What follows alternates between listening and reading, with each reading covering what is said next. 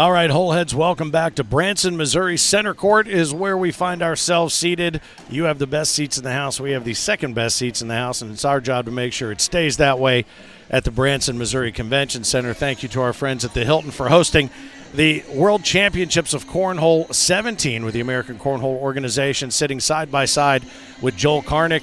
I am Finn, the loudmouth for the ACO, and we are getting ready for some singles action that I would tell you in the consolation bracket. Oh, wow. Joel, round 6. You know what? This is a pretty fine match for a consolation bracket, and this tells me a lot just by what I'm looking at. Yeah, we all know about Austin Cameron, of course. He's been a mainstay at the top of any major he shows up at. But Michael Chittendon, he's got a doubles major under his belt. Winning that, I believe that was Cedar Rapids. I'm not sure where that was. No, it wasn't Cedar Rapids, but he got one, and he's been one of the top pro players in the top 40 or so for a couple years now. And so Michael's going to see if he can give the big Audie a run here. We know what we're going to see with Audie. We're going to see him pace that bag in front of the board. He's going to try and roll and cut and make it a little difficult for you. You know, it's interesting. Both very quiet players in a different way. I mean, Cameron, till recently, is just a quiet person with an explosive game, and Michael Chittendon is a relatively quiet guy with a sneaky game. You know, I don't think his has been as celebrated, perhaps, but so consistent, and he really throws a nice, easy, flat bag. Whereas we know that Cameron is known for pulling many rabbits out of the hat. Yeah, but and having that kind of power, even on a slow day with a slow board and a heavy bag. So these guys are underway, I do believe, and their final down and backs under their belts. And Michael's more of a deliberate player. He won't quite play to the pace that maybe some people are used to. And Austin, I think, with a little age, I think he's even slowed down a little bit. We'll see. Just a little bit. Sometimes to think about a shot rather than just grab it and throw it. And we are, I don't know if we're live yet or not, are we? I think still down and back. They have decided to get it going, so we are live and ready to go. Now, I'm not going to tell on you with your buddy Bob Heil, but Chittendon he grabbed the doubles championship in Grand Traverse with Heil. Grand Traverse. We were there to watch it. It was fun to see. It was Michael's first purple jersey, and it was fun to be able to be there and share it with him. It was an exciting evening for Michael. That's good stuff. And you see that pro jersey that he's wearing that indicates his status for season 18, and he will also be extended that extra year as well. Austin Cameron wearing that number 1 pro jersey as well. He, the last couple of years, been right there at the top for player of the season and always at the top, as you mentioned. I mean, you look at some of these singles matches. I mean, Columbia, Kalamazoo, Prince William, I think, Concord, so many singles championships, and then he comes back at the end of the season in Happy Valley and takes one away as well. I think halfway through the season he had enough points to get where he needed to be. Austin and Caleb are those two unique players in the ACO. Whenever they show up at a major, they're always at the top. Very rarely do you see them even have a glitch where they're like 12th or 13th. They're just one of those rare talents where it's just always there for them. And here's Austin again. Yeah, he says, all right, well, I see your game, Mr. Man. I'm going to make you work around me, and he did. It's Michael says, all right, I appreciate that block. Watch this. Michael's got a hole-friendly bag. He can get around a lot of those blocks, and he did on that first one. We'll see if he can get around it with this one on that left side, and there you go. Wow. Rim's right around there. He's got a nice touch with that shot. That's really his game right there, is just getting around those blockers. If you don't put it squarely in front of the hole, he will sneak around. Well, in his rotation and the angle he comes in northeast to southwest. It hits, it gets up around that rim, and it just circles back in around the backside. And that's a great cut coming all the way across his body and across the lane of the board. I'm thinking before we depart Branson this weekend, I want to get my photo taken with Michael in his purple jersey that he won, because I had like a 1% part of that, because initially my son was going to play with Bob that week. They were going to go over and play doubles, but then my son and I did really well down in, I think, Cedar Rapids, and all of a sudden we vaulted toward the top of the standings with a second-place finish. So I told my son, I said, I think we should probably go play doubles. Sure. We could finish Gunner top 20. So then Bob said, all right, I'll take Chittendon. And then they won it. We took 5th in that one. But that was nice for Michael at the last minute. He heard Bob was available, and he said, "Yeah, I'll drive up to Grand Traverse and play with you, Mr. Heil." Oh, that's fantastic. One of a similar situation in Cedar Rapids with Gary Bearpaw, who was looking for a partner. He partnered up with Gavin Kirk, and next thing you know, they walk away with the purple jerseys there, and they've had a hell of a run through everything here as well.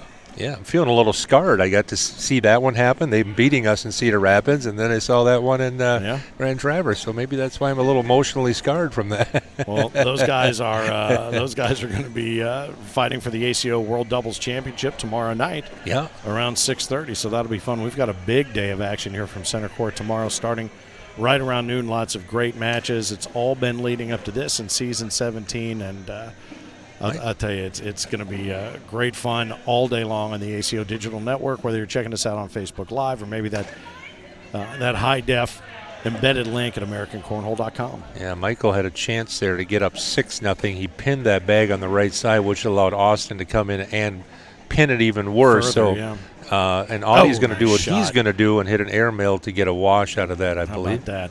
And to do that and to hit that shot to get the wash and know you can do it, and you almost start walking, not too soon, but you know when it leaves your hand, it's on its way and you've got that wash. Yeah. Michael's going to slow the pace down just a little bit, grab a little refreshment. Playing good early, Michael is. I'll put a 4-0 advantage. Could have had 6-0 there, and so many times you play a guy the level of Austin and you get to the end of the game and you look back at opportunities like that because they don't come very often. Right in front. That's a really nice little blocker placement there by Michael, intentional, and now Austin's going to leave that out of play. Now Michael's going to try to push through this and set himself up for 2 points on this. Missed it off, but still all right to at least get a wash here, as Austin will probably come in that right side and just come around it a little bit. Well, he's going to actually nudge it in.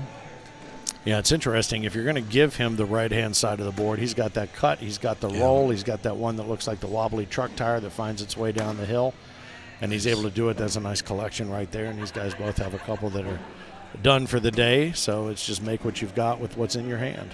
Austin's just got one of those push shots, and he went after it and almost got it. I think he heard me. He's like, "Okay, Smarty, I'll show you. I'll show you about what can be gotten and what can't." But he was very close. Austin just has one of those push shots that it seems like that thing comes in a foot wide left to right, and it just cleans up any bag that's even got any chance of going in the hole. Well, and it also comes in with the power as if he threw it overhand.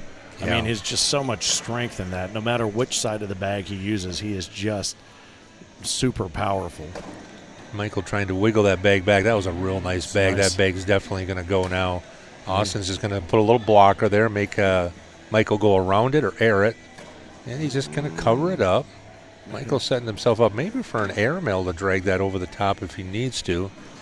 Austin's going to roll this one. Oh, and he sits him right on top. That is just insane. Well, Michael can airmail this to try to get possibly 2 out of this, unless Audie, of course, rolls it right over the top, which is a possibility. Michael's trying to. Well, if he gets the airmail drag before, he's not going to try that. He probably would have gotten the bag pitched in the other 2, but Austin literally sat right on top of him, and he's going to go ahead and leave it alone. He knows if he rolled that, he would have taken Michael's with. Yep. So it's not worth the chance. Wow. Smart play. Smart play. And the winner of this moves on to meet Lane Cruse for the play-in game and the Final Four. We've got so many players in split brackets and different divisions all the way through, including new divisions like juniors doubles, women's doubles, and seniors doubles. It's just been constant action in these 2 arena, if you will, since Tuesday. It's just been a buzzing. There's a rare opportunity now for Michael to get I think it's important he gets 2 on this. And now there's 2. One's not out of play. He could drag that, but Michael needs a good push here. He needs a good push. Lost that off the right, so that kind of eliminates the possibility of 2 because you know that Audie's going to do that right there. Now Michael's got to get this push. He needs this. Really needs this.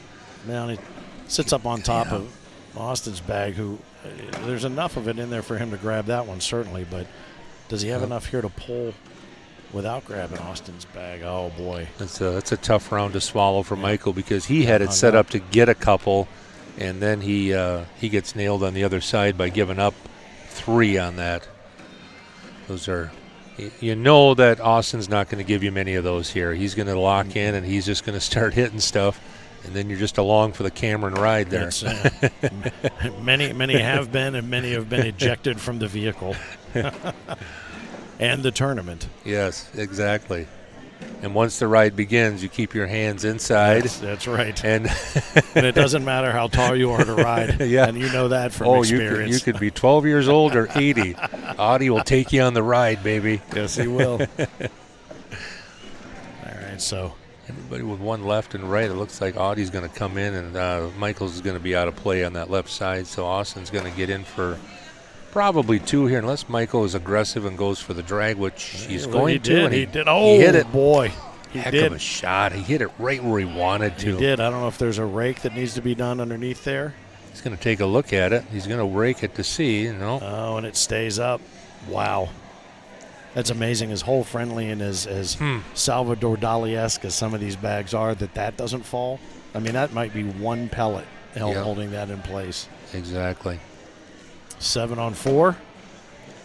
Michael Chittendon jumped out to an early lead, but as Austin Cameron often does, finds his groove and has his way with things, and we'll see how that holds up till we get to 21. Michael's a slide-in guy. He likes to get that first bag on you. If he can get that first bag back, he'll try to 4-bag you to death and just play the slide-in game. He's got a very hole-friendly bag, has a nice soft throw. Or Audie, he likes to spin that bag and let her fly. Now the boards here are probably a little, maybe a little slipperier than they are out in the big room, and you don't see Austin quite torquing that bag like he normally does. A little bit softer throw here on the main stage for him. Well, Michael would love to have just a little more oomph on that one, because he's just finding himself just coming up just a touch short with the energy it needs to drop that final bag. But 7 on 6, he'll take it. He gets the first bag back, which is key to your point. These players battling to get into that re-bracket of the final 16, and we're going to have a lot of good games here coming up. That'll pare it all the way down to 4, which we'll play tomorrow. Stick around, guys, because we saw the players that were left, and there's some really good ones that are going to be parading to this stage here in the next couple hours. Absolutely, and that all leads to Championship Saturday tomorrow that opens up around 9 o'clock. The Lifetime Members Championship match probably will be on center court, but I don't know if we'll stream that or not. No, we will be streaming it. All right, I was trying to get out of that, only because I'll probably be playing in it. No, I'll be out playing in the fountain. More chance of that. But juniors doubles, seniors doubles, followed by women's doubles through the day. Co-ed championship with the Irvins versus Josh Alday Glover and Caitlin Ham. Juniors championship will be followed by the seniors championship. That's Johnny Thomas, the seniors player of the season, against the reigning king, Gary Ferguson. World Women's Championship, Caitlin Ham and April Alvarez coming up. And then we're going to break a little bit. And then, as I mentioned, Gary Bearpaw and Gavin Kirk will be squaring off here on center court against their opponents in the World Doubles Championship. Then we've got our singles, winners bracket, losers bracket, and then we crown a king or a queen, Joel. Yeah, just plan on tomorrow being close to your phone or computer and watching some really good matches and some championships. It'll be a lot of emotion, I'm sure. A lot of first-time champions. We've got a lot of people that haven't been there before, so it's going to be pretty fun. A lot of fun. I always like to say we like to see new names and new games, and I say that from this standpoint, from this vantage. Oh, nice shot. Did you hear that go through? From this vantage point, I love to see new names, new games. Well, nicely answered. But I think from a get out on the court standpoint, sometimes it's a little weird to walk up against somebody you've never played before or heard of before, because some of these regional players that are so good, they come out of nowhere, and you're like, whoa, uh-oh. It's just a natural instinct to underestimate them, I think. I know you tell yourself, sure, don't underestimate anybody, but if you've never heard of them and never seen them play, there's just a natural tendency to say, well, they're probably not going to come on. And then 4 rounds in, you're down 6-0. And then you need to reconsider real fast. Yeah. Michael really playing well here on the center stage. Big airmail he hit on that one back there to keep it to just 2. I think Austin is kind of, normally he likes to play that blocker game, but he knows that Michael's got wiggly bags to get around, and I think Audie's just kind of saying, you know what, I'm just going to go in the hole here. I'm not going to I'm not going to goof around here. And he gets 2 out of that. He grabs 2 there with just a little slip and slide to the left side by Michael Chittendon. And it's interesting because Austin's bag comes in, so consistent with its spin. He can dictate what he wants with the arc that he puts on it, but that flat spin, when it hits the board, it has a thud of its own. Oh, yeah. His bag hits so much differently than so many others. Like right there, you may or may not be able to hear it, but it's and I'm sure people can see it going to the air. If you could freeze that bag mid-air of Austin Cameron, you could set a glass of water right on top of it. No question. And it is completely flat bag, and it thuds when it hits the board. My son throws a bag that's somewhat similar to that when he's on, and in our neighborhood, our neighbors who are a block away, they don't like it. Because he sends a thud up and down the street.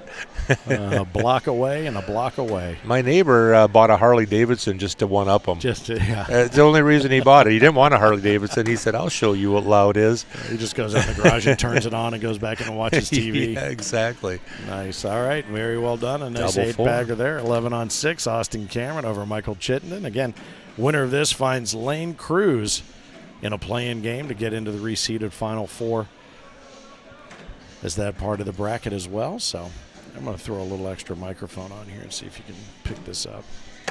Just the loud thud. The sound of that thud. And then the difference there. It's a little soft, You can hear that. Let's see if we can figure that out here. That one had a little bit of a side tilt. Not quite as loud of a thud on that. Let's get a really flat one here that he throws. That one didn't quite have the thud on it. All right, so here we go. You can tell it when it's in the air. I'll tell you if it's going to thud. That's going to thud. You can hear it. You can see it in the air perfectly flat, and it just slaps the board. Yeah. Nice push through by Michael on that. He's staying right with Austin here. Michael playing very well. That one came in a little bit sideways, but still kicked straight for Austin, so he's not worried about that. Michael trying to get double 4-baggers back to back. Nicely done. They exchange taters, and they work their way very, very, very business-like this match. Yep. Not a lot of emotion, not a lot. We didn't expect a lot out front, but certainly with everything that's riding on the line here, we'll see some at some point here, but let's see if we can pick this up again. There you go, thud. Yeah, a little bit of a slap there. But listen, you'll be able to hear the difference in the way Michael's hits. Yeah, a little more, And again, there it is. Yeah. These boards are moving pretty good, and like I said, if there were sticky boards, Austin would probably be pasting it in front of the hole and doing his little cut and roll. I don't think you're going to see much cutting and rolling here because Austin knows that with these type of boards, it's harder to do that. You need just a little bit of stick to that board if you're going to start making it dance around the hole. Michael's staying with him here, but that left one is probably out of play unless he wants to chase. He could go chase it and get 2 here. He could now because he's got a backstop now if he wants to go at it hard. Stepping out. No. Just hit it. He hit it. Barely missing. But I think he came in just a little deep on that and didn't quite get enough contact. If he would have came in like an inch or 2 shorter, I think it would have slid and just kind of pushed. And let Austin's bag just keep him nestled back into the hole there. Michael playing well, just waiting for Austin to give him a little something here maybe. You've been in broadcasting long enough to know that it's nice to be able to work in words like nestle. Nestle, yes, that is. It's a good word it works for most sports. That's a $50 word right there. I mean, I've done radio play-by-play of wrestling, volleyball, you name it. Sure. Now I can add cornhole to the resume. And you're right, the word nestle works with any sport. You're doing wrestling, volleyball, whatever it may be. You're always nestling something. Sure. Oh boy, and that one all the way across his body. He stepped out to do that, so he really yanked that one. He tried to kind of do a little right to left on that, but I don't know if he needed to. He thought he needed to cut it a little bit. Oh, look at that. And there's an Austin Cameron shot, just perfectly straight, pushing right through it. Michael gets in to give up 3. Go ahead and finish and be lucky to get away with that just to a degree. But 6 on 14 right now. Michael's got his work cut out for him, but we've seen it happen time and time again. I know you've called some of these matches with the Mississippi Ninja up here and seen, 18 on 4 turn into 20-18, then 20-20, and then 21-20. So nothing is over until, Michael Chittendon, I guess, determines whether it's over. It's a good bag there. Might see a little right to left cut here. No, he's just going to go straight and just kind of leave it in front. Block that up. Michael's got a tough shot here. Now he's going to air it, and he's going to go off the back and knock Audie in. So now Austin's probably going to shoot this. Yeah, there you go. Up and over. Oh, man. He's got it. Michael's going to have to try and match it here. Big over. shot. Oh, and he does it. Nicely done. That looks like a couple of zip lines right there coming straight in. Airmail for 3 here for Austin. Boom. Boom. And? At least 3. Anything you can do? I'll do it as well. Nice. Well played. Appreciated by the crowd. The Hampton Farms Peanut Gallery here around the center court. But 17-6. It is a formidable opponent with a formidable score right now here on center court. Sometimes you wonder why players like Austin, why they even use the other part of the board. Just throw it in the hole. You just have a feeling that they could do that and probably beat a lot of players in this building just shooting those airmails. Yeah, nothing beats 12. There's a little blocker by Austin. He definitely let up on that one. He's going to see what Michael can do. Michael did a good job of getting right in behind it. Oh, he's just going to push right through this, take them all, I think. Oh, he's going to block it again. What do I know? Well, I'm not sure how these guys got here. I wasn't. Oh, boy, he went for it. He felt like he had it dialed in and lost one off the back, did Michael, and he dropped one of Austin's in there as well. He took him with, but left Michael a tough shot here, probably just an airmail shot. It did. And I think he knew that. So but Michael's stepping out. I think he's just going to try to get around it here. He's thinking about it. Austin actually looks a little bored. Came up a little bit short. Just missed it. Puts Austin on the magic number 20. I would say normally, and I've said it before, the hardest point to get is the first one and the last one. Not necessarily the case with this young man. He very deliberate, very poised.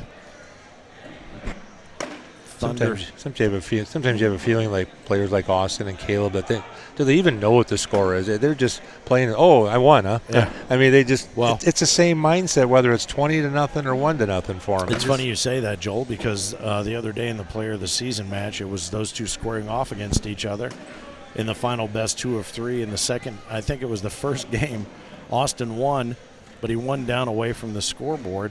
So they just moved on to the next game and came down, reset, and started the points on the other end. Mm-hmm. And we're like, wait, what are you guys doing? What did you do? And I'm sure that's how they play against one another at home. Yeah. Move on. Let's just keep on moving. And that's what they did. And it was it was kind of crazy. To your point about it doesn't matter what the score is. The game's over. Let's move on. So Michael's got an opportunity to go up. He's going to take a timeout. That's probably smart to see how much room he's got there, because he's got he's got 2 stacked up there, doesn't he? There's one underneath from each. Austin's got the 3. When you're down 20-6, here's an opportunity maybe, to get a few points here. Do you come in low and maybe try to take a couple in, take that with you? It's a risky shot, but when you're down 20-6, you got to make something happen. That's exactly what he did, and nothing really came of it. There wasn't enough oomph, I don't think, behind that one, and the airmail he found to be too risky, I don't think. And I think there's something to that airmail too. When you get into a little bit of an air show with your opponent, they do one, you do one, they do one. You know that next one you're gonna fire, you're gonna get that one in there. Without that being a part of that frame, didn't have the confidence in it that he wasn't going to skid off the back and give it up. Well, that one's probably out of play to the right. We'll see if Michael can wiggle around this. Ye of little faith. Well, we'll see. We'll see if Austin can make me wrong here, but it certainly looks like it's out now. Yeah. He pinched it now. Yeah. Chance for 4 here from Michael to get into double digits if he can 4-bag this. Yeah, there you go. Well, we'll see. Austin Magic has made you look like a fool many times, right? Oh, he makes me look like a fool every single time he's out there. This got 6 sitting there for you now, Michael. This is a game changer. That's nice. And he put basically a billiard rail up there for him to run it along as well. He's just going to go in the hole and say, you know what? I'll take my medicine. He's still up 20-12 if he makes it. It's got to go. And he takes advantage of that. That's nicely done. 6 points for Michael. It makes it a 20-12 game. And now all of a sudden, you're within shouting distance here. Another 4 or 5 round, and you're right there. You talk about all the shots that you didn't make that you're going to think about in the hotel room later or whatever. That's one that if that had hung up like we've seen some of the other ones hang and not make it in, that he would have thought, yes, I'm glad to have gotten that 4, but boy, that should have been a 6. Does he think about that one? Those are the ones that I wonder about. Yep. Well, Michael knows he's got the momentum here. Just want to keep putting the pressure, and that one hurts. That one hurts because now Audie knows a 4-bagger wins it here. He knows that's all he needs to do is slide it in. Michael's probably got to throw a blocker out in front here. You can't rely on Austin. You just can't rely on him to miss.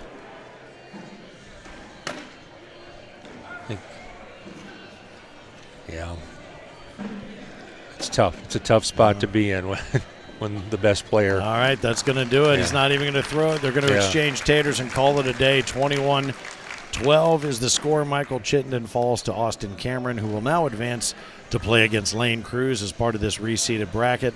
Lane is going to take to the court right now. He's going to set up his refreshment. I think these guys are going to continue on. We're just going to stay with the action. You know, Michael played well there, I think.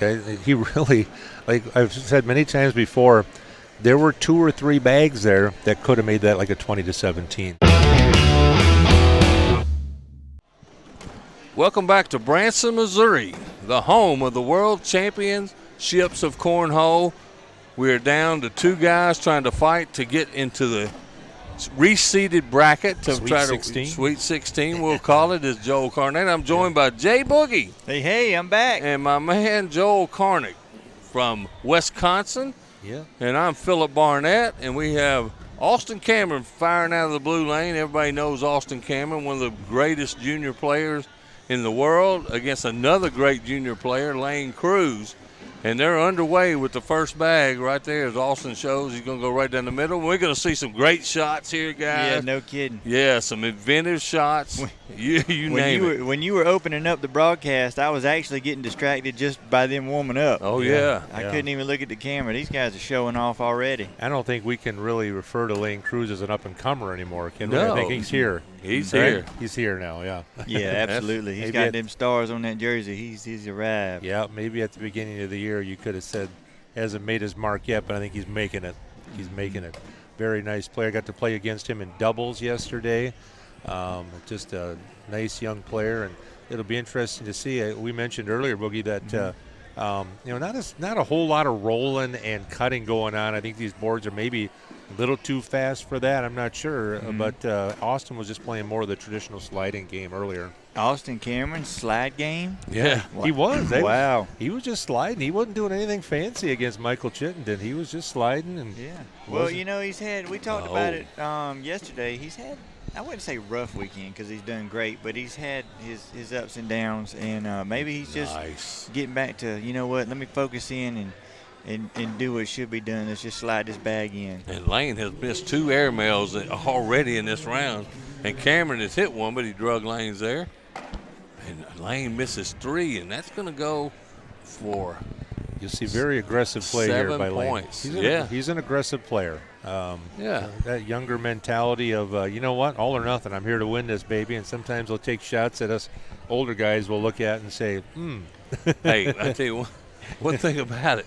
The only thing I worry about Lane, when Lane has bad rounds, his demeanor will change, and his focus will change. He's worked on it really hard. That's how he's won some of these purple jerseys in the majors. He's actually won a singles major and a juniors major this year. So, well, as we say all the time, this game is 90% mental. Yeah. 90% mental. And if the young kid can fight through, himself, you got to beat yourself before you even throw a bag against your opponent. Yeah, I have that problem. and there's that maturing process. You see a lot of kids that are under 20, under 18. It's just that mental maturing process. Austin Cameron's come a long way. We see a lot of these kids that sometimes they live and die with every bag, and it's much more than that.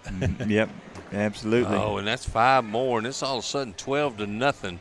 And that against Austin Cameron, 12-point lead is very hard to come back on. And I can see Lane's demeanor has changed a little bit since I talked to him. I went over and talked to him in the main room over there, and he was fired up about this game. But I can see a little body language. I'm not going to lie to you out of him right now. Well, playing Austin Cameron over there in the big room and playing Austin Cameron on center court is two completely different things. Hey, now you talk about maturity. I want to tell you, Austin Cameron was playing with Issac Hurt the other night, doubles. I think it was a juniors doubles game. And Issac gave up a 9-point round. Well, dude fires the first bag. Austin takes a timeout, and he goes over and tells his partner, hey, it's okay, buddy. Yeah. Keep fighting. And that's a sign of maturity right there, and that's also a great teammate. Right. Yes, sir. Now, these guys are relying on their singles ability right now. Oh, that's a good bag by Lane right there to finally break the ice. It's a couple back. Yeah. What he needed. Well, we all know that, when you play that aggressive style, you can get behind, but you can catch up real quick, too. It's kind of like swinging for the fences in baseball.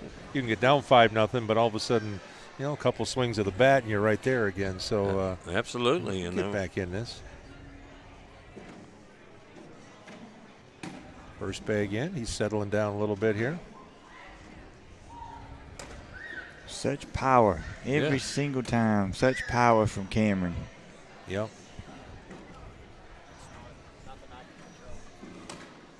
Nice bag. Sliding it in. I'm so used to seeing Austin plant that bag in front of the hole and, roll. He's just sliding it in like, maybe he's 8. Is he a senior? Yeah. Is he a senior division? Looks like a senior game here, Jay. Hey, he was asking the other day on the book face. He said, has anybody won juniors, singles, seniors, all these championships? And we were like, man, somebody said, would you calm down? You ain't even out of juniors division yet. Hey, Austin wants it all. He's 15 years old, so the juniors have to reckon with this guy for 3-4 more years. Lane Cruse, No kidding. And Lane's about the same age. Lane's 15 too, so. Austin's in the junior division for 3 more years. Yeah. Wow. That's hard to believe. That is. Glad I'm in the senior division. Yeah. Although that's not much easier. One good thing about it, when these guys get in their 20s, we'll probably be long gone. Hey. Well, I wouldn't have said that just to give it to you No, there, I don't brother. mean it like that. I wouldn't have said you were in the senior division, brother. I wouldn't have called that. First year in. The seasoned veterans division. I don't have enough bruises from the singles and doubles. I got to go into seniors and let the guys whack me around a little bit in there, too. Miguel Hernandez is saying, Mickey Board's Cornhole crew. Let's go. He's got his crowd out here on center court. Ronnie Green's tuning in. What up, Josh Curry? And D. Wayne Hudson all the way back in North Kakalaki. North Kakalaki. Hey, let me tell you something. I'm having a blast here. I have a Wisconsinite, as someone told me the other night it is. And North Jay Kakalaki, Boogie, who has his own English, who is from the heart of the South. That's right. We couldn't get any farther than a borderline Youper and a deep Southern guy. There you go. I love it. Love it. But that's what Cornhole brings together, right? It's just I've said many times before, so many friends. It took me about a year to get used to all your Southern accents when I showed up in majors, and I'm sure likewise. But, man, just some great friends we've made over the years from all over the country, and that's kind of what it's all about. Absolutely. I never would have known you, Joel, if it hadn't been for this great game. How about that? That's right. Or Jay Boogie won either. No, exactly. And Jay Boogie, after last Worlds, we have become good friends. And absolutely. I'm proud of it. Well, and Cruse has settled down here now after a couple of big rounds, and he's making Austin earn this anyway. The longer you can extend out a game, you never know. You might sneak back in. He's hanging in there, not letting that league get any bigger. Just take it round to round. Everybody's human. They might give you a 5 spot at some point. You never know. Yep. Justin Duke, check it chiming in. What's up, Justin? Junior Brown, yes, it is free to come watch. And if you want to see some great cornhole, come in here tomorrow for Championship Saturday. It's going to be wonderful, wild and woolly in here, man. Wonderful seating. You can even toss a couple bags maybe if you want to on the boards around the other side. Now, we'll tell you one thing, Big Phil. It will not be woolly because I took care of that today and yesterday. I've been chopping. I've been splitting some wigs. There ain't nobody in here without a fresh cut now. Even Frank Gears. Even the Gears man himself. And the loudmouth. I got Finn today. Let's see what Lane's going to do here. He's got one hanging. Austin's got one in the hole. Shooting it. Hey, man, he hasn't made an airmail yet. Just a little deep. What up, brother? Yeah, let me tell you. Austin's he's gonna shoot this one, or is he just gonna try to nip that one in on the left side there? I think he's gonna try a little cut shot. Oh, and that's not good. Definitely not what he had in mind when it came out of his hand. And Lane's got the back of the hole open. He looks like he wants to walk down and look at it. Yeah. He's going to fire it anyway. Oh, he's coming in hot. Oh, wow. He still gives up a point, but that was a good effort. Nice shot, yeah. How fast did he throw that bag, Joel? Faster than me. I guarantee you it was faster than T-Bone walks. Yeah, how about definitely, that? 100%. I can throw it that hard, but the accuracy, the crowd might be scattering. I can throw it that hard, but my shoulder goes with it. Yeah, the strength that these guys can throw that underhand and accurate is amazing. They can push through so much in the front of the hole. And if you got something you think is clogged up and plug up, these guys can throw it hard enough to loosen it up. Yeah, and it's not only got to be hard, but it's got to be completely flat. Otherwise, it's just going to hit and skip, and you're just not going to push anything. Austin leaving a little harder shot there. Oh, and that's the difference. See the body language right there? That's what I'm talking about with Lane. He knows he had a chance to pick up a couple there. It's probably just going to end up a wash. And I don't know if you guys brought it up before I come in the booth, but this is my 4th Austin Cameron match I've called this week, and the 4th different set of bags he's thrown. Oh, really? Mm-hmm. Yeah. I've noticed him just throwing the green ones mostly. I was going to say something about that earlier. He's now into the white. It's like he's trying to find something to get that spark going that he had on day one. You know, he's looking for something to get him back going, getting that pull start, getting that lawnmower fired up and start mowing grass like he was day one. Well, he's got a new bag sponsor, right? Did I see that? Yeah. So, I mean, I think there's an adjustment there, when you're dealing. I'm sure, was used to throwing the same bags for maybe years and years. And so I'm sure they're great bags, but everybody knows when you're in a blind draw or something and you're throwing something a little different, it takes a long time to get used to it. We need to take a second to check this crowd we got out. Man, we got some people starting to get packed in here, man. Yeah. I have to turn that camera around and check it out, Bookface. How about my man Bobby Mumper, a great player and former, in fact, still a pro in the ACO. We miss you here, Bobby Mumper. Nice bag right there by Austin. Austin looking to put a dagger in this one here, 17-2. That was a heat seeker airmail, I like to call it. He was trying to get that bag right in front of the hole, didn't manage, but here comes Austin. Up and down. Nothing but net. Nothing, I call it string music. String music. Oh, my goodness. Good finish. Only give up 2. He lives to fight another round. That's ridiculous. I think targeting, some people miss that when they throw airmails, is targeting the back of the hole. Kind of like shooting a three-point shot in basketball. We call it the Brad shot, back rim and down.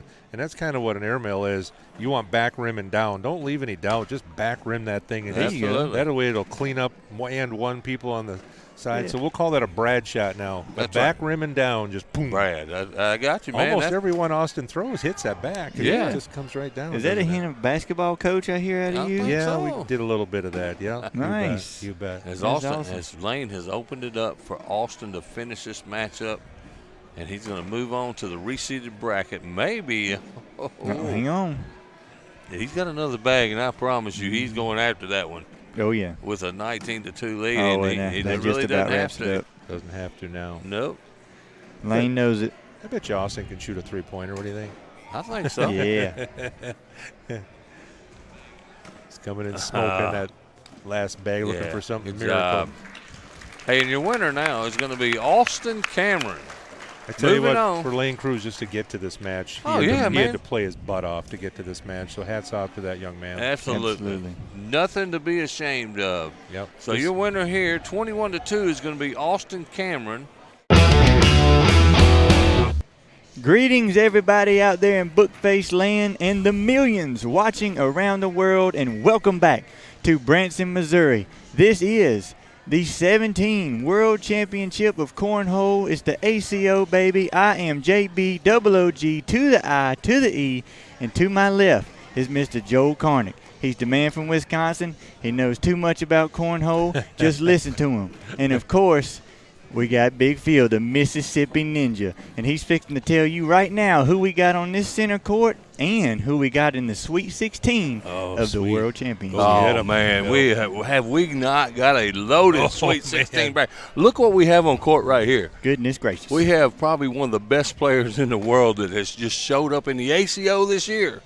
Mr. Gary Bearpaw. The Paw himself. Absolutely. You talk about a methodical machine against a young young Hurt of the Hurt Locker, Issac Hurt. Yes, and Issac, every time he's been on center court, has been smoking hot, not missing.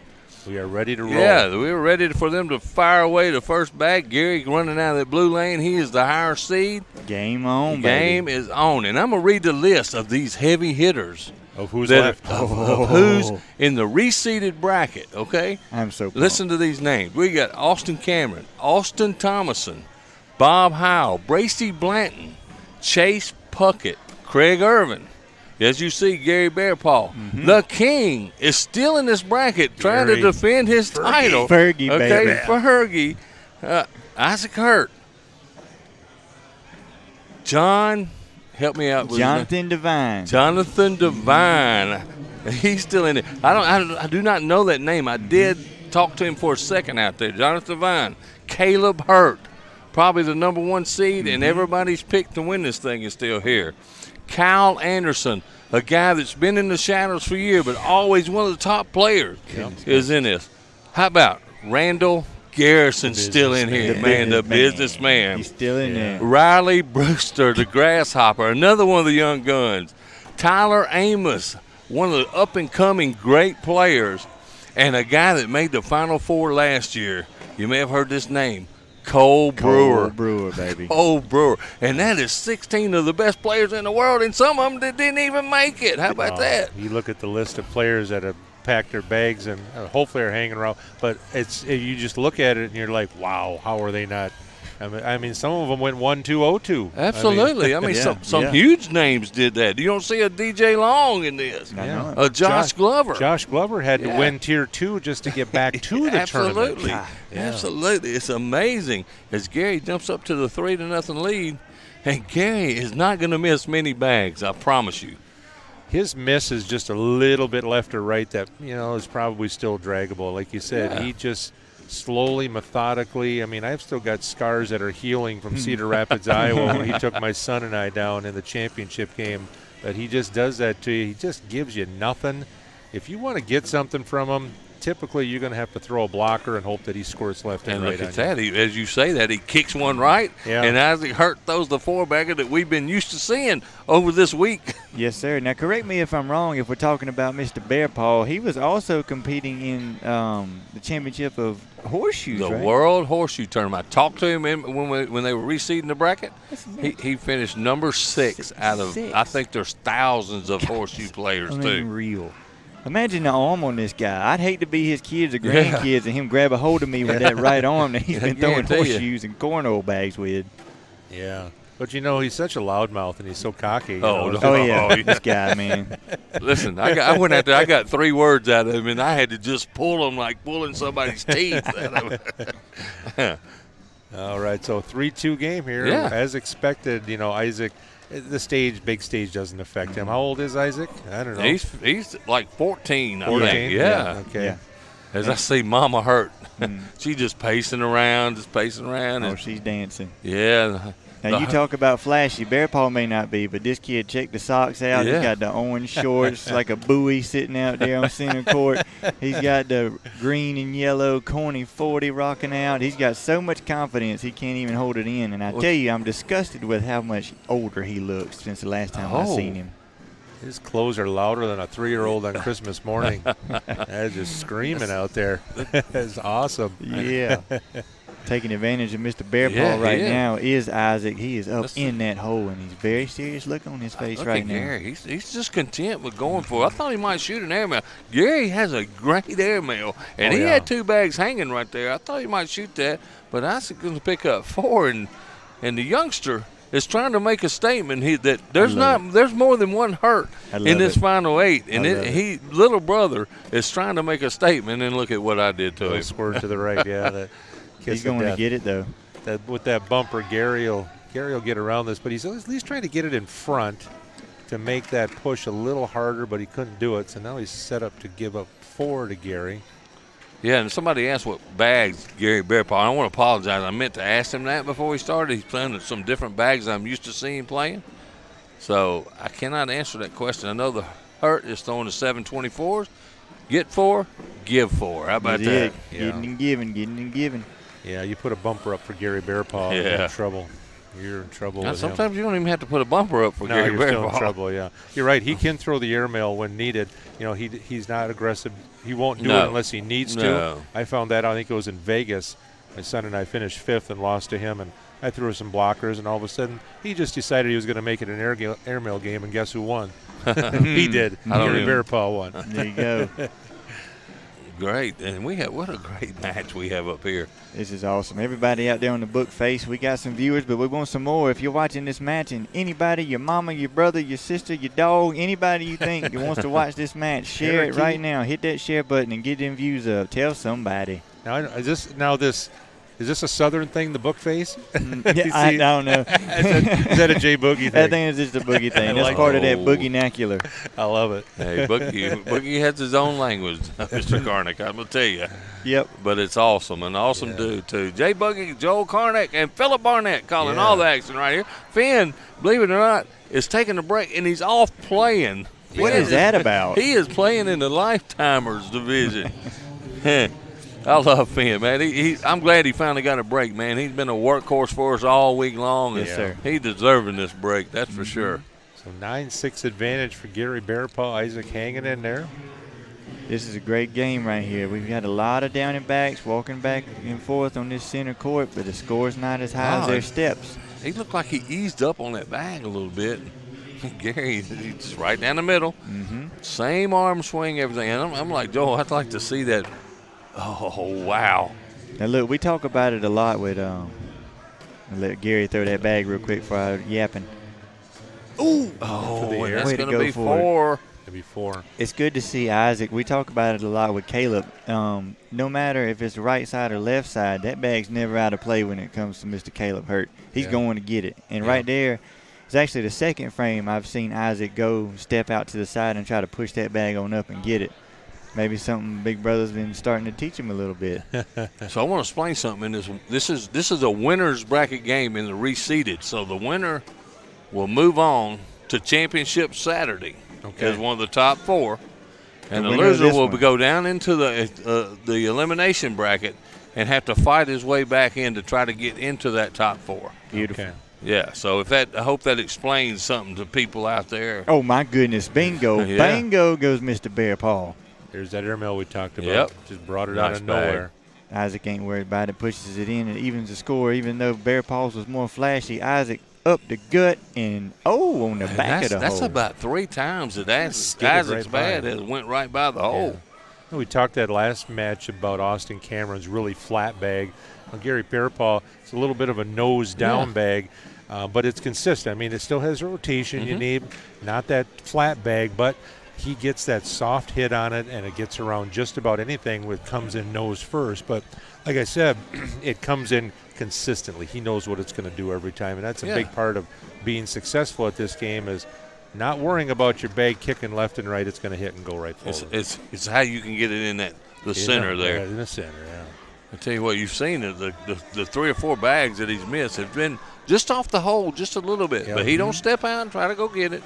But you can see, I mean, when Gary Bearpaw, our viewers can see that thing just coming in. It's at like a 45-degree angle, kind of nose diving right down, but he still gets that consistent rotation going through. How about my man Justin Ordone down in New Orleans tuning in as soon as in, man? How does he feel about listening to a borderline youper on the broadcast? Hey there. 2 Southern boys and a Wisconsinite. How you talking to the Nolans. How you doing down there in New Orleans there? AJ Boogie. See, Karnick can turn it up if he wants to. Absolutely. Absolutely. Look, I see Gary didn't step out, and look what he just did. Step down. It didn't fare too well for him. Is Issac going to go up? He's going to roll. He tried to. Old Issac goes up on that one. The maturity is showing. He tried to do that cutter. Look at that bag. Very nice. Just danced off his bag. There's that airmail. Bingo. Gary's going to try the same shot. Just wiggle right in there. There you go. Same place. Comes the airmail again. Splash. He moved a little bit, but not much. Gary picks up 2 to make the score 15-6. Man, what a great man. Just imagine that list I called out. What kind of games we're going to get in here tonight? That gives me chills right there. I swear. This is good stuff. Joe, call out some scores for us on the other boards we got going on. Games going on in the other room. Austin Cameron leading Jonathan Devine right now 14-8. We've got Kyle Anderson leading Tyler Amos 13-11. Chase Puckett 9-3 up on the businessman. Randall Garrison and Riley Brewster leading Gary Ferguson 11-0 right now. Whoa. Bob Heil up 12-10 on Craig Irvin. Some good matches going on in the other room. Hey, we appreciate that scoreboard, too. We don't get that very often. Yeah. Joe, look at Joe step into the broadcast with the score update, man. Taking it up a notch, you bet. Anything I can do for you. Yeah, and look at there. Isaac picks up 2. Well, with the way Isaac plays, aggressive player, good air mailer, he can get back in this real quick. And Mr. Bearpaw knows that. He just got to keep doing what he does, keep it in front of the hole, make Isaac earn everything that he gets. I saw Gary miss a bag to the right, and I swear to you guys, he smiled. I promise you he did. I need an instant replay on that one. And let's see if he does it again. Big opportunity for Isaac. He's continuing to take advantage of it. I'm staring at him right now. I do not believe he's taking his eyes off of that hole. Even when he reaches down for his next bag, he hasn't stopped looking at it. No. And 2 points again. I think that's a good point for people who listen at home or casual throwers or you want to get better. That's real important, where your eyes are when you throw, Jay Boogie. I mean, that's very important. A lot of people throw down and they're kind of looking at the board. You need to give your brain a target, right? Absolutely. And I say the same thing about free throws. We talked about you being a basketball coach earlier. I'm sure you're aware. When you let that ball go, don't watch the ball. Keep your eyes on the rim. Yeah. And anybody that always asks me about, cornhole tips, I say first thing you need to do, never stop looking at the hole, like you just said. Even after you release the bag, don't watch it fly. Keep your eye on the target. Watch Isaac. It's working. Maybe that's why I'm not throwing very well. Gary uncharacteristically off a little bit. Yeah. And the crowd goes bang. Going to give up 2 here. Yeah, to make it 15-12. Gary uncharacteristically, little right, little off, and the best. And for Isaac, he's making him pay. Yeah. We talk about that difference. 1 or 2 rounds, a couple points that you could have got, but you didn't. That's right. Isaac's taking advantage of it. How about Isaac going up with that airmail right there to get the drag to steal those 2 points from Gary Bearpaw? Ooh. Yeah. Again, that one's out. Look, check him out. Like I said with Caleb, he wants that bag.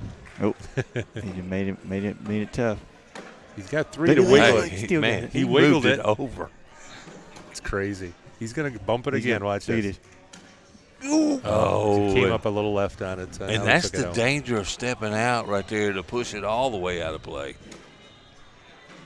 Give up 4 here? Yes, he didn't. And there's another sly smile out of Gary Bearpaw. He knows he should have had 4 right there. He's grinning. So the only time he smiles is when he doesn't hit a good shot. Okay. He could throw 25 bags in a row. He won't crack a smile. You see him miss one that he knows he should have got. He's grinning. Yeah. See his family sitting front row, as always. 17-12, Bearpaw up. And even if Isaac loses this, he's still got a shot to come back through, I think, on the lower side of this. It's a double elimination. There were 4 brackets today, and the top 4 from each going to the Sweet 16. Double elimination. Yeah. Yeah, more score updates for you. I'll keep on top of that. 17-0, Riley Brewster leading the Gary Ferguson right now, so Fergie's in trouble. Chase is up 11-6 on the Garrison. We got Kyle Anderson up 17-13 over Tyler Amos and Bob Heil, and Craig Irvin tied at 12. And this one, obviously, we're watching now here, 19-12. Yeah. In favor of Gary Bearpaw. And I'll tell you what, you got to think what Isaac, let me tell you something. All those brackets were completely loaded. Yeah. And you got to think what Isaac Hurst to finish undefeated in that bracket. Both of these guys finished undefeated in their bracket. Have not been scored. Yeah. So, and that's how good Isaac's been throwing all weekend. He came in ready to play. Oh, the king of Cornhole out there. Oh, and this could be the game. King of Cornhole down 17-2 out there, but I bet he's still having fun, Gary. That'll do it, ladies and gentlemen. That'll do it. That'll do it. Gary Bearpaw. Yeah, and that's going to do it again. Welcome back, everybody. We are in Branson, Missouri for the 17th season World Championship ACO. and you are watching on the Bookface or wherever you may be watching. We are Center Court. I am Jay Boogie. To my left, wham bam, the Wisconsin man, Joe Carnick, is ready to give you all the facts. And, of course, the Mississippi Ninja, the man himself, Philip Barnett. Take it away, brothers. Yes, sir. And, hey. Oh, look at this. Now we got an elimination bracket. Look at this, folks. Issac and Austin. Yeah. I think they play each other against each other a few times here and there. How about just another backyard brawl? Oh, jeez. Yep. They've already started the wave over there with the crew. Yeah. It's just another weekend for these two guys. I got clothes in my closet that are older than these guys combined age. Absolutely. This is crazy. I think Isaac comes in at 13 or 14, and Austin's 15. Yeah. Not even driving yet, man. But you're going to see a high level of professional cornhole with these two young men right here. And I don't like the attitude on Isaac already, because he's got one in the backyard and he had a long sigh and just stared for a second. But he's back in it. He got one in the hole. That's so easy for Austin Cameron. He went to and that's going to be a 7 spot. It's going to hurt right away, yeah. Yeah, and that's the same way we had Austin a minute ago against Lane Cruse. Started out with 7. All right, Isaac just got to regroup here. Part of that maturing process. We all know that. We all got. Well, we've had kids that age, right? Yeah, absolutely. You're getting there, right? Getting there. That's right. Part of that maturing process. Isaac will Oh, hold on. Somebody telling me Austin is 17, I thought. All right. Yeah. 17 years old, so he don't got much longer in the junior division. Well, you're going to see in the juniors championship tomorrow, Mm-hmm. neither one of these guys. You're going to see Sebastian Barger and Bracy Blanton, who are going to be partners in the juniors doubles tomorrow against Caleb Rogers and Riley Brewster, who Riley is still in the – and I think he just took won. the king, and we will have a new king of cornhole this year. Ladies and gentlemen, the king has been dethroned, and we will have a new champ. How about my man Chris Day, one of the best throwers in the business, is tuned in. That's what I'm talking about. Yeah. I was going to ask you, which match is going to happen first tomorrow? Is it the juniors finals or is it the juniors doubles? I think the juniors doubles It's takes first. place first. Good. Yes. I'm glad, because you don't want. We're going to be you mad don't- at your partner when you go in Exactly. there. That's a good point, Boogie. Yeah, I want them to go ahead and play first, have a good time. Hopefully they win.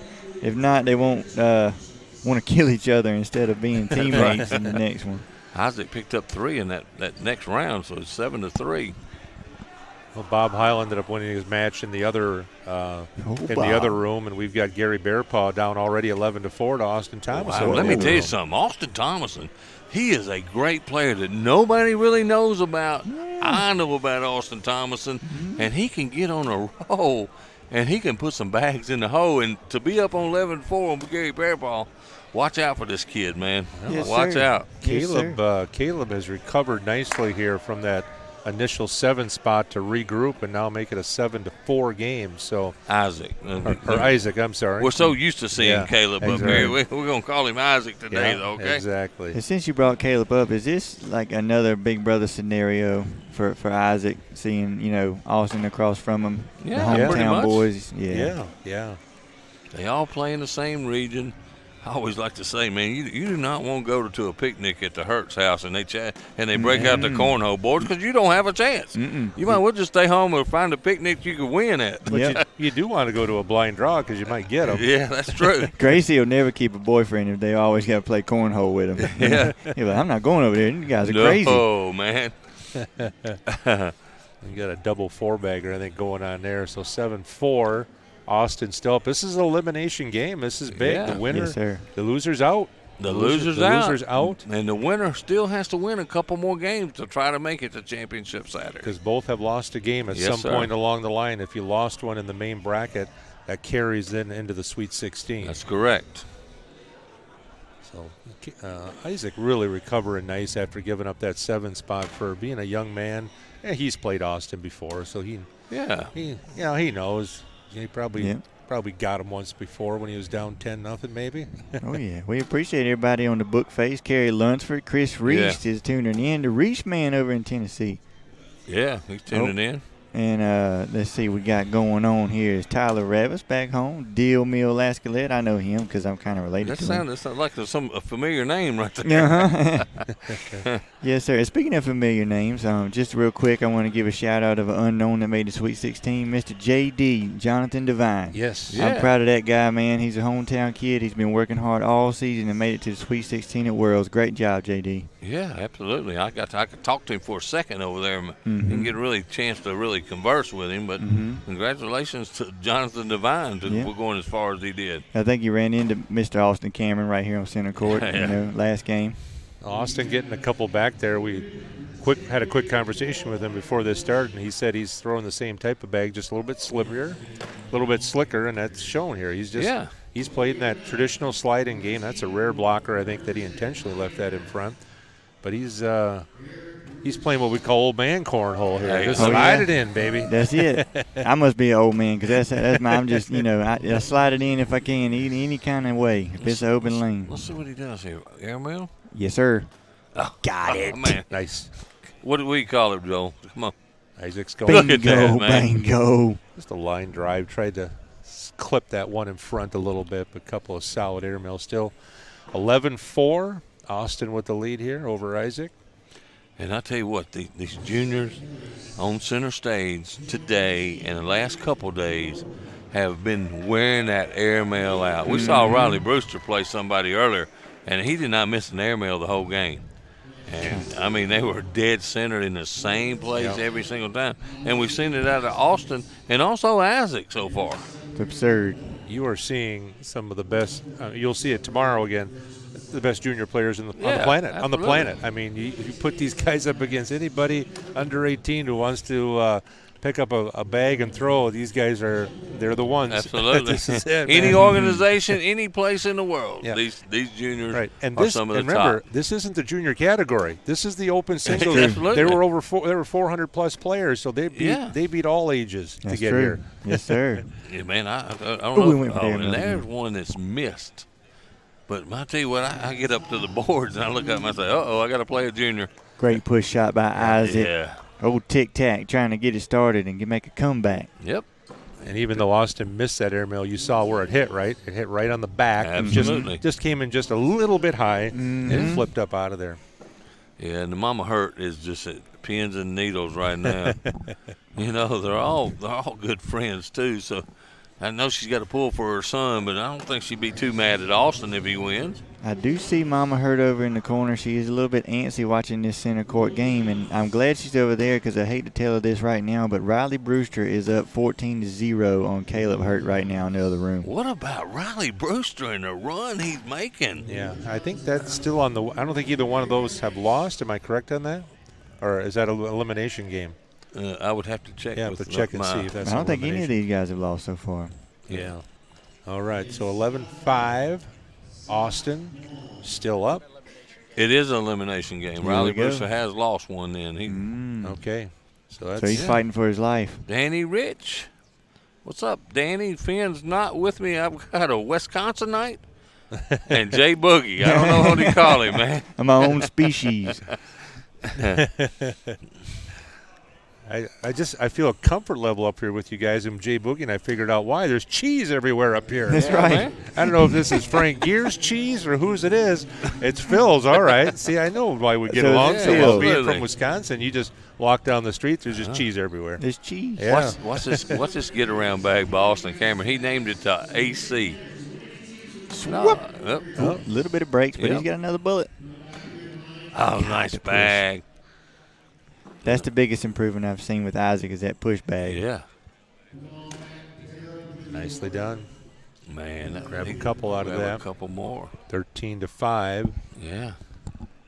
Issac just stood there right before Austin threw that bag like, okay, go ahead, put it in. Let's go. Get your two. Let's go on the next round. 19-2 Riley Brewster up on Caleb Hurt right now. And for an elimination game. And that will eliminate Caleb Hurt. All the other ones are real close in the other room. Nobody really out to a big advantage except Austin Thomason still leading Gary Bearpaw 19-8. Wow. And that would put Austin Thomason in the final tomorrow. Yep. Yeah. And Gary Bearpaw would still, I think, have another shot because he hasn't lost yet, I believe. Yeah, he'd have to win another game or two. The boys are stroking it right now on center court. Here comes Austin. Yep. Splish splash. We got 8 buddies chilling under that wooden sunroof. There you go. How about that? I knew you'd like that, Joe. I just love the southern lingo from you guys. It's just awesome. See, I'm so bad at geographies. I got here and somebody told me that Arkansas was like just 20 miles away. Yeah. I'm just like, wait a minute, I got to recheck the map. Arkansas is by Missouri? We get up there in northern Wisconsin, Michigan, and we get a little drunk on Lake Superior mist up there. Yeah. And a few other things in Wisconsin we get drunk on too. So just got the word, Caleb Hurt eliminated. Oh, my So goodness. another year of disappointment for Caleb Hurt. God knows. So hope maybe little brother can make a comeback, keep the Hurt name going. Mm-hmm. But right now he's got his hands full with Austin Cameron, and he's trailing 13-5. 13-5, yeah. Austin is just locked in, not giving up much right now. Beautiful. There's another 8 bags. Where are they? Jay Boogie? I like that Oh, one. there's I don't know. They might have shut that sunroof. No, it's open. He just pulled them out. Yep. All them bags was under the wooden sunroof. Yeah. Hey, I want to give a shout out to my man Trey Howard. He's from my area. He's never been to a major. Played a few regionals, came down here, and made it out of pool play in his first time at the World Championship. How about that guy, man? I am really proud of him. I'm not going to lie. He's watching in for us right now. Over the top, and that one's going in for Isaac. He's got a big opportunity because Austin made it weird by putting that bag right up front. Good bag. He's going to go after that one here. You think he's going to take it, Joe? If Austin does it need an airmail? Yeah. Or no? No, he doesn't. Nice bag by Isaac. Got a couple back there. Yeah, that little short thing did not bother him right there. Mm-mm. And you can see Caleb walking by, and he is dejected, and understandably so. Tomorrow morning, we'll kick off the day with a little pitfall championship man. tomorrow. I think there's like $2,500 in there. Absolutely. And speaking of pitfall, go to AmericanCornhole.com. Get you a set of those dice, and you can change your cornhole board into a whole new game. Yeah. And if you've never played it, it is absolutely a blast. I'm in a love-hate relationship with pitfall, I'll be honest with you. I gave up a 13 to lose the game when I was up 19 to like 10. Yeah, I had one game I put everyone on the board and lost. I'm just like, well, all right. It's a fun game, though. It kind of gives everybody a chance. If you can figure out how to put it on the board, everybody can have a little fun with it. So that skipped right by the hole for Austin. Chance to get a couple. Yeah, maybe a chance for Isaac to slip back into this thing here. I saw a little wry smile break out on Isaac right there because he just knew he gave up 2. He was already shaking his head. Mm-hmm. Open hole with Austin Cameron. What's that, like 99 point whatever percent? That's right. I agree with that. It doesn't happen.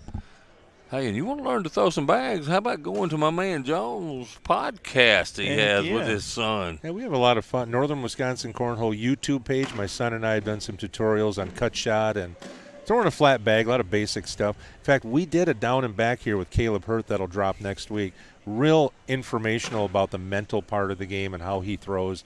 So go to our Northern Wisconsin Cornhole YouTube page, hit subscribe, and we just have fun and do some it's kind of for the cornhole junkie, wants to learn a little bit about the game. I know a lot of those cornhole junkies too, man. These guys I know, man, they live, breathe, and wow. My goodness. Don't count those bags out. They may still be moving. That is pinned up gone. Bad luck for Austin Cameron right there.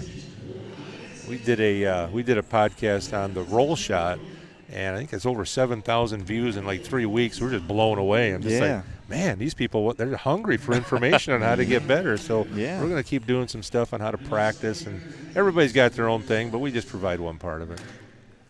Yeah, I tell you what. Anything I can do, my roll bag's perfect on the floor. We got a mess in front of the hole. This is going to turn into an airmail contest, isn't it? I got it. Yep, yes, sir. Good call. You know what I call that, Joe? Back rim and down. Pile of mess. Oh. Sliding up with the push again. Going over the top. Well, he might try to push that one, you think, here? He might try to roll it. Yeah, he's going to just leave it right there. You know what? He blocked. Oh. Yeah. A block. It's a mature shot. I thought he would try to clip that right one and maybe go in. The old Austin Cameron probably would have fired at about 250 miles an hour and took what he could get out of it. I agree. A little timeout here taken by Caleb. He realizes down 13-7. I'm sorry, Isaac. Sorry. I'm gonna keep you straight. I'm gonna say Mr. Hurt. All right. How about that? Hey, that's just one of the hurts because we've had every single one of them up on center stage this week. Yeah. All right. We even had Gracie and Rex, the dad, up here. You realize that's the big point in the game. You know, you go down 15-7 to Austin. That's really hard. But if you can wash this or maybe grab one, it's a whole new look here to this game. So we'll see what Isaac can do. I think he can hit right on top of those bags and make 3 bags right here. Yes, sir. Give him a good That's drop what he's kick. doing. Oh, nice. He got one to drop. Good old drop kick. Got one of them out of it. No. Is Austin going to shoot for the back of the rim, as you call it? I would say I do not think that's a good idea. And he takes the timeout. Unless he doesn't care about taking Isaac's bag, because he could come up hard with a push like you were just saying, Phil, and get probably 2 of his and one of Isaac's. That right bag looks like it. Yeah, there's no reason why he can't push through that right bag. The bag in hand may kick off to the right. He's on the slick side, so you called it. Here we go. Go get it, kid. Yeah, left. No. Pushed it left. A little bit left on that. He wanted to at least get that bag on the board in. He missed that one off to the left side. So just another wash. Let Isaac off the hook a little bit. He did. He's there. let him off a few times in the last round. He's been stuck on that 15 for a while, 13 for a while. We got a lot of Grasshopper fans on the book face here, fellas. Yeah. Bearpaw coming back. Austin leading Bearpaw now 19-12. Bob Heil up 17-3 on Chase Puckett. Watch out for my man Bob Heil from up there. He's from Michigan. Well, he's in our group, but he's about 3 miles across the border. Craig Irvin up 20-12 right now on Cole Brewer. Other 3 games going on in the other room. Yeah, and we're going to get one of those games. Splash, and the devil is picking himself up off the floor because Austin Cameron just hit him in the chin strap. Picked up 4. That's a AML. That's a right to the chops in boxing terms right there. And Isaac staggering a little bit now. He's going to have to come back with something here. 17-7. Right. You get Mickey to make that cut. That's right. right. I don't know if that goes over your head or not, right? The cut man, yeah. That's right. There's a little block shot. You could tell Austin held up on that one. Wanted to just give Isaac a little different look. Covers it up. He's going to cover it up, too. He's doing a lot of blocking. Yeah, I was going to say, is that Austin out there? I'm not used to seeing that's that. What I'm saying. I'm trying to look and see if that's another block Cameron shot? boy. Yeah. A block shot for Audie? On here? Nice. And he put the game in Isaac's hand. Isaac's got to pull something out, right? He's got one off the back. Got to make the shot. Oh, my goodness. Oh, I have no idea how hard that shot is. Wow. Get you some of that shot. Wow. And a push to wash it up. Oh, my gosh. He makes that look so easy. And that's going to be it. That's a 5 spot, and Austin Cameron is going to move on. Big hug for Isaac and Audie out there. Absolutely. And yes. That was awesome. Way to end the game with these two. Like I said, they might as well be brothers themselves. What a matchup. Welcome back to Branson, Missouri, the home of the World Championships of Cornhole. And we got the singles competition going hot and heavy right now. All these are going to be elimination games on center court the rest of the night. And I'm Philip Barnett along with Joel Karnick. And who? Oh, it's me, JBOOG to the I to the E. What it is? Jay Boogie joining us right here. And we got the old versus the young. I'm not saying old. How about the senior versus the junior, Mr. Bob Heil? We have got against Riley Brewster. Is we going to take it to the court? Oh, we got the cut shotter, and Riley will bring out all the shots. Yeah. He's just a shooter, a young shooter. Bob, he's going to slide it in. He's going to air mill you. I tell you what, Bob is a tough customer. He's won several majors, several seniors this year. So this is going to be a battle of contrasting styles. Could be a good one. And all I've heard out of Bobo is, I'm just not playing good, man. Just not playing good, man. You know, he is a whiner, is he not, Joe? Now look at him. Bob's awesome. He's a great guy. We travel with him a lot to tournaments. He's about 60 minutes north of us. He's in Michigan, but he's about 5 miles across the border. So he's part of our Northern Wisconsin group. He beats me in regionals. often. Oh. You don't have to lie for him, Joe. Yeah. You don't have to lie. And how about Bob's got one almost off the bat that might vibrate off. Tuck him behind that. Make Riley get around this or shoot it, whatever he wants to do. He's shooting. Ooh, going up. But he took one with him. And you tell you what, how about the move by Riley? I think he stepped over. Yeah. So he knew if he missed, he was going to take that bag off the back. Yes, and sir. exactly what happened. And this kid did. That's the first airmail he's missed. He was on center court earlier, and he must have threw 20 and hit every single one of them. And let me tell you, speaking of Mr. Riley, I know you guys don't see right now, but we'll give you a view of the crowd real quick. He's bringing the crowd with him. He's got a lot of people on book face pulling for the Grasshopper. Everybody on there, if you want somebody to watch the Grasshopper, please hit that share button and let's get these views up. Give the man the shine he deserves, and no disrespect to Mr. Heil. Give him a little shine too, right, Joe? He is an exciting young player. Man. Very unassuming. When you see him at a tournament, you wouldn't think that he does what he does when he steps into the game. But tell you what, he locks in and he throws an aggressive bag for a young man, 13 years old. And he gives up the first penny of the game right there with an opportunity. Bob has survived with 2 bags off the board so far, and he's up 1-0. It's a big break in the first couple it's of a rounds. huge break because this kid was on fire earlier on this court. I think it's just a little settling in of center court by Riley, but the Grasshopper's going to start chirping here in a second. You just wait. How about Austin Thomason and Craig Irvin have moved on? Nice. We'll see them. Championship Saturday. Absolutely. It's a championship Saturday. And Craig Irvin probably expected. Nobody's heard a lot about Austin Thomason, but let me tell you something. That kid is good. He's not a junior, but I'm calling him a kid because he's a lot younger than me, but that dude is good. Well, every year you see a couple players come in and make their mark, and that's his hit for this year for the singles. Opportunity for Riley, and he gets 2. Give him a layup. We have determined that we will not have a repeat for King of Cornhole this year, as Mr. Fergie has been eliminated. Yes, sir. I'm sure he's somewhere right now enjoying a fireball shot. Last year he was winning, drinking one. This year he's celebrating everybody else playing, drinking one because he loves everybody. He don't care about losing. I can guarantee you right now he's happier for everybody still throwing bags than he was when he won last year. Great guy. He will continue his role as the ACO executive director of the ACO Chamber of Commerce. There you go. That's perfect. He just welcomes everybody. Him and his sponsor. Yeah. His wife. His wife. Hey, let me tell you something, man. We had Mike Schaefer in the building. I just want to say, oh, man, don't get me it's good to see Mike Schaefer show up here, man. He's going through a lot of stuff medically.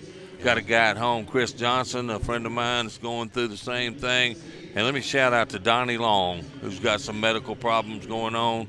These 3 guys are great cornhole players. They love the game. And so we're with you guys. I just want to go ahead and say that right now. Mr. Schaefer is an original member of the ACO, right? Yeah. Original. Matter of fact, they named an award for him this year. It's called the Bulldog Award. Bulldog Award. And the one who makes the most majors of the year is going to receive that award. Now, I'm not going to reveal the name. I do know. Uh-oh. So it's pretty cool, actually. Little inside info the ninjas keep. Yeah, you know. Riley had a chance to guarantee himself 2 there. Lost that one to the right. Bob's going to try to sneak around, pins that one. Yeah. Riley might shoot this one to try to get a little advantage here, and he's going to. And he got it. Back of the rim. What do you call it? The Brad shot. The Brad shot. Sick nasty. Back ribbon down. Here it comes hard. Nice. Push. Bob saved a few points right there with that push. That was a very good push. What kind of Bob's throwing the lucky bags. Looks like Riley's throwing some Vipers. Oh, yeah. Oh, yeah. How about my man Chad Chestnut? We miss you being here, buddy. Yeah. And Don Bailey, former seniors world champion, and my good friend, Don Bailey, tuned in. And Bobo staying strong up the middle, using that backboard that Riley gave him. You see Bob's sponsor, Charlie Case, standing over in the spotlight watching his man. Going to get at least 2 out of this if Bob can finish off his 4-bagger here. Very nice. Didn't even take Riley's with him. Now, what does Riley do here? I think he can get with a push. I hope he doesn't overthink it and shoot airmail. Nope, he didn't. Comes in a little hot. Good job. Spins it. Bob will get in to make it a 4-3 game here. And there we go. Yeah, and I'll tell you what, Bob, he don't get as much credit as he deserves because every major that he plays in, he's there, always in the finals, Final Four, Final Six, wins the seniors. Right. He's just a consistent player. And here he is, gone through 300 and some players, 400 players, and he's fighting to try to get into a championship Saturday. And it's always fun as to see someone in your group develop into that player. Bob and I and my son played, I think, started 3-4 years ago. And, Bob, like most people starting out, he struggled with stretches of good and bad. Yeah. He got to be really good at the sliding game. And now this year the difference is airmail. He added the airmail. You try to block him, he'll just shoot it over the top on you, and that's taking him to that next level right there. Yes, sir, and that's what we talked about with a little bit of basketball. That's like a LeBron. Every year he looks at something that he didn't do a lot of and he couldn't do a lot of the season before, and he adds to it over the offseason as a 4 is collected right there for Mr. Bob Heil. He was lacking on his airmail, like you said, so he went home, he focused, he worked on it. Check him out. Yep. Sweet 16. Looking good with a 7-4 lead over Mr. Brewster right now. All right, first bag Bob, and that's very important for him because, again, he wants to 4-bag you to death. Bob will hardly ever throw a blocker on you. He'll just say, I can put it in more than you can. There you go. And this is what he'll try to do here. Riley will get that one back there. He'll come in a little hot, and he'll that could have been a blocker right there by Riley, right? See if Bob will be able to wiggle around this to the right probably. And that's a perfect block because that's a bag that he can get when he needs to get it. Riley's going to have to shoot it if he wants it. And he did. And now Bob's got himself set up. And see, I like to watch Riley's. Riley's had the same problem some of these juniors do. He lets things get to him a little bit. Evidently, he hadn't done it all day because to get it, that is a beautiful bag by Bob. Now, Bob thought about that shot a little too long, only because he couldn't see how far Riley's bag was already in the hole. Right. Had he known, if he was sitting with us, that Riley's bag was going in with a whisper, he would have just went ahead and threw that push anyway. It was a 2-bag push, but it was a light 2-bag push. Right, yeah. right. Yeah. But my man from home, John Gilmer, who tries to do his hand at announcing, not very good at it, by the way. Oh, wow. That's beat up, Phil. Hey, he knows. I pick on him all the time. That's beat up. And look at this. It's a beautiful thing. Freddie Brewster says, let's go, son. He's pulling for his boy out here on center court. Absolutely. Freddie's a good player himself now. Great shot. Big breath out of Riley right there. He's staying locked in. All he's got to do is go through Bob's bag right here. No, forget it. He's going around it. Make Bob get it. Make him earn it. Bob has played so far really well so far in this game. And that's a bag that's going to push Bob's into play a little more. Yep, could get it. Nice. Now let's see if Riley, he put him on Temptation Island right here. If he goes for this one, good call. Good call, sir. He tried to go around that bag right there. You saw him throw the little cutter. A little bit, yeah. The results were okay. He got the wash out of it. 12-4, Bob up, and the winner is in the Final Four tomorrow. Absolutely. One more to be determined after this, right? Yes. Yes. Philip Barnett, Joe Carnick, and my man Jay Boogie, the hair cutter extraordinaire, who's put the AC logo on many a head this weekend. Many a head. I think we're going to have a tournament tomorrow just for all the people that got the logo. Yeah. I was walking behind a guy yesterday, and I forgot you were doing that, and I was going to tell him you got a little something going on in the back of your head. It looks like a head wound. I said, that's a little J Boogie. That's good. And Bob ACO logo. Air. Yeah. Hey, I was just informed the winner has to keep winning. It's not a thing. A couple more games maybe. Okay, all right. So, one more after this one. I was informed by our producer. Losers out, winners got to win one more to get in. Okay. The odds. Eric Heinerman, the man. That's what I call him. He makes me look and sound good. If you can do that. How about that? Bob up again. Oh, he went for the AML. Beautiful setup right here for Riley. He's got two options. He can push that bag, which is the better choice to me. Easier choice and get two, or he can go up. He goes push, gets them both. Beautiful. And that's a 5 to cut the lead to 12-9. The crowd's pumped. Yes, Here comes the grasshopper. He's chirping. I told you he would. Yeah. Man, you don't count this kid out. He beat Gary Bearpaw. Is that the one that was up on Gary Bearpaw? Yes. Center stage, no effect on the kid. No. He's obviously plays in a lot of big tournaments back home. Has probably had crowds watching him. Oh, so yeah. It's not a whole lot different. Well, what's harder, you guys think? Is it, Joe, to play against a group of people you've never seen before, or a group of your peers, your family, your friends? This right here, playing against people you've never played against before. Yeah, and it doesn't make any sense, does it? No, it doesn't. Who cares what people think that you never met? You know? You want to beat the people you live with. You got to see every day. You want to beat their butts. Yeah. Hey, let me tell you something. Beautiful 4-bagger from Riley. Riley is from Alabama. All right. Shot Bob. Alabama. Bring it back though. Alabama to me is becoming one of the hotbeds of cornhole. Yeah. I see a bunch of them standing over there looking at Shane Fretwell, Jeb Thomas, who won a major with his partner up in Nevada, Daniel Tolton, Chase Puckett, who made it to the 16. Yeah. Randall Garrison. I mean, the list of and hey, they got a major coming to Alabama this year. We do. Yep. Mobile, Alabama. That's what I was going to bring up, brother. Absolutely. If anybody out there that loves the ACO and you want to major in your town, take notes from the Tide down there in Alabama. They said, all right, we ain't got no major. We're going to whoop everybody's tail until y'all give us one. That's right. And they've been doing a good job of it, too. And they got one, baby. Yeah. Riley locked in now. He's made it a 12-11 game. Yeah. Bob trying to just hang on to this tide, the Brewster tide here, and survive and trying to go in. That's going to give Riley the lead, 13-12. I'd like to know how many in a row Riley's thrown. I'll tell you one thing, and I always talk about this, the many faces of Bob Heil. We have to have a poster, man. Somebody's got to start taking these pictures because he has the greatest faces when things do not go his way. Yeah.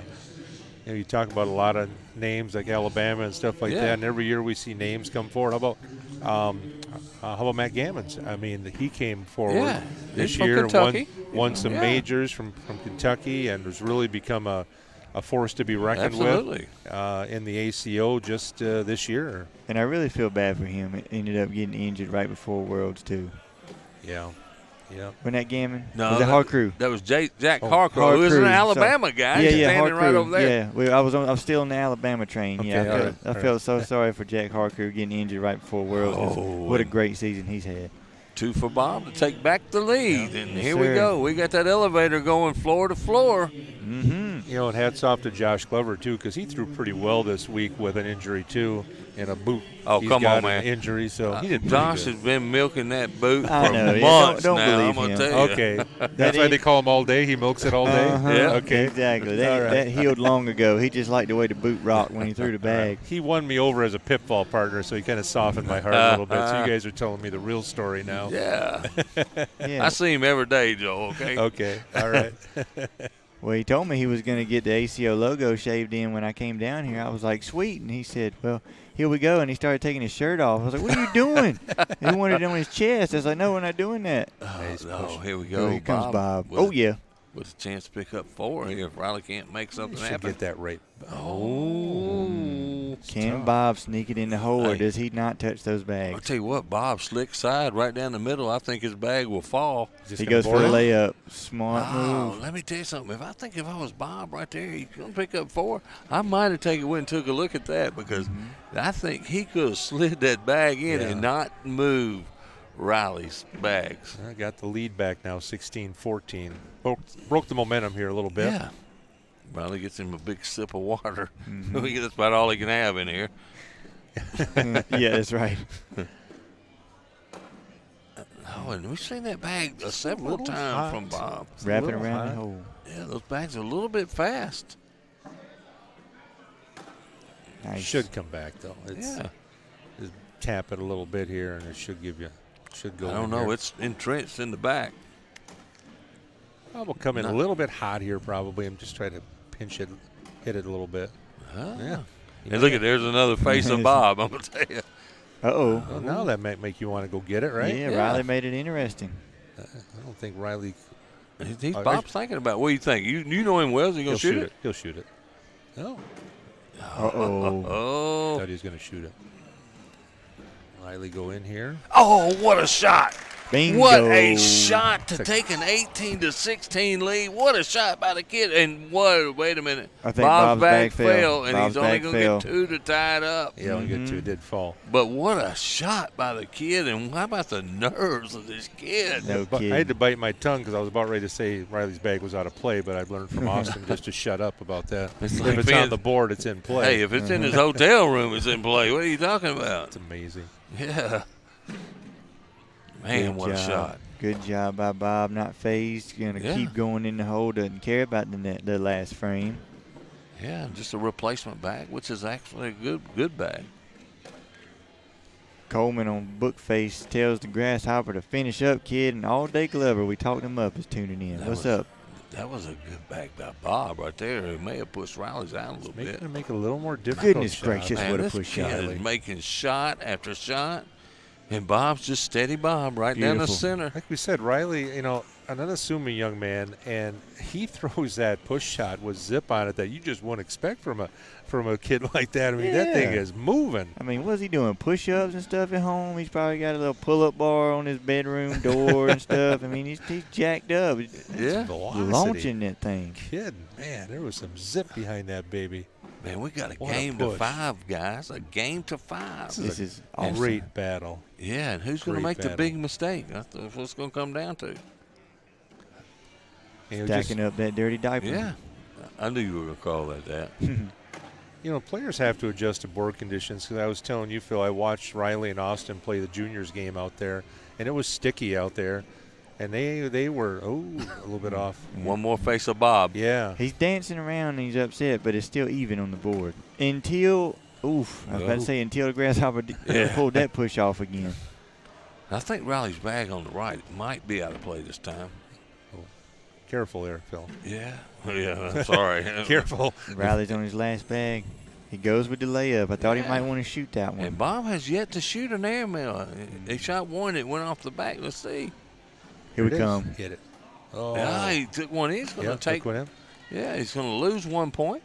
But when we were out in the main room out there, sticky boards, Riley and Austin rolling, everything. It was just a roll show out there. So now you adjust to different conditions, and now it's a completely different game for Yes, Riley. sir. You have to be able to adjust to conditions. You can't lock in on one bag and say, oh, I'm throwing this no matter what. Well, you got to be able to be a little flexible with that. You talk to most of these Alabama guys, and none of them really like to play the Grasshopper. I'm going to tell you that Yes, right sir. now. Scott Burns, big Alabama player. Man, he's probably the best in Alabama. I'm sure people in his area are not surprised a bit that he's right here. No, Not surprised at I'm all. tell you what, I'm not surprised he's there because he's really had a good year. He started off good in the juniors. Riley's got that hole surrounded. He's not in bad shape. Well, now he is because of Bob. Timeout? You're going to take a timeout? He's looking at me for timeout, man. Just call it and go, Let's see man. if he's going to come in with that 90-mile-an-hour underhand fastball, or if he's going to go over the top here, what he's going to do here. I think over the top's a better choice, Joe. Just looking from here, that push is, he's got so many of Bob's bags around and blocking that push. It's liable to wedge up, but if he goes over the top, he can get a couple of gray ones without touching Bob. He's on slick side. Watch out for a fastball, boys. Uh-oh. Yep. Oh, he's he shooting made it. it all right. Oh, Off the man. back. It's okay. man, look at it. It's all Now, right. Bob's going to take a timeout. Hey, I'm mad at Bob. He didn't ask me for the timeout. I know, What's up with that? Permission has not been given. Yeah. 17-16. And Bob's Right going to of get the- at least a penny right here, right? Yeah, Wouldn't you think? you would think so. I don't think Bob's going to push it. I think if he tries to push, he's going to take a couple of Riley's bags here. So I think you take the penny, and let's go to a game of 4, right? Yeah. What do you think, Joel? Loser. I think you're right on that. I think. Okay. I think Bob likes first bag. Mm-hmm. It's important to him. Oh, look at that. Oh, my look at God. that. Look at that. Well, he obviously saw something that he didn't like there. He got 2. Yeah. Oh, He yeah, got- he does have he got one 2. underneath the sunroof. Okay. All right. Yeah. How about that? I threw that out there. Yeah, you did. It's a good 18 call. to No, he just 17. wanted to see if it would drop if he hit it. Yeah. 18-17, Bob Heil. Hey, has this not been one of the best games we've had on center court? Absolutely. All of them been Guarantee good. you. This is awesome. And to be honest, you don't get a whole lot of matchups where you have. And Bob's a young senior player; he's 55. Yeah. You have a senior division player versus a 13-year-old. You didn't get that a whole lot. This could be ball game, boys. Calling it early. Oh, he threw that blocker and got Bob to throw one out of play for Bob. I'm telling you. Ooh. Riley said, "Go." Yeah. To read his lips on that one. All right, look, yeah. He doesn't need much. He does not need much for those bags to fall. Can he get the one out of his hand? I don't know. That could be tricky. But those two are probably going. Hey, he can shoot this and make them all and win the game. This is for the game if he shoots the airmail. It looks splittable, yeah. Goes up. Get you some, kid.